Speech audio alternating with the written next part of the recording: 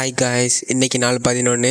So இன்றைக்கி India கிளம்புறதுனால dress accessories எல்லாமே மாட்டிட்டு ஒரு 6க்கெலாம் கிளம்பிட்டோம். வாய்ஸ் கொஞ்சம் மாறி இருக்கும், வேறு ஒன்றும் இல்லை, கோல்டு எனக்கு, ஸோ மன்னிச்சுக்கோங்க. ஸோ நைட்டு ஒரு 3 o'clock வரைக்கும் ஃபைனல் டெஸ்டினேஷன் பார்த்ததுனால செம தூக்கம், ஒரு தூக்கத்தையும் போட்டாச்சு. அப்புறம் பங்களாதேஷ் பார்டரில் இந்தியா கூடிய பார்த்தோன்னே தான் உயிரே வந்துச்சு. ஸோ பார்டருக்குள்ளே போயிட்டு அந்த ப்ராசஸ்லாம் முடிக்கவே பல மணி நேரம் ஆகிட்டு. ஸோ அதெல்லாம் முடிச்சுட்டு வெளியே வந்தால் வயிறு சவுண்டு போட ஆரம்பிச்சிட்டு ஸோ அப்படி கிளம்பி கொல்கத்தாக்குள்ளே போயாச்சு.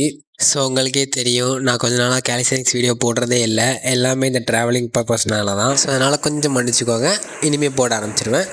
அப்படி ஹவுரா பிரிட்ஜையும் பார்த்துட்டு ஸோ பசியின் உச்சக்கட்டத்தில் இருந்ததுனால சாப்பாடு கிளிப்பை மறந்துட்டேன். 2 மசால் தோசை கையோட ஒரு காப்பி. ஸோ நாங்கள் எவ்வளோ டயர்டாக இருக்கோன்ட்டு இவன் நடையிலே தெரியும் பாருங்கள். கொல்கத்தா வெயிலில் கொலக்கட்டை மாதிரி அவையிற நிலமை. ஸோ மாலில் போய் உட்காந்துட்டோம். ஸோ 2 மணி நேரம் கழித்ததும் வெளியே ஒரு காஃபி.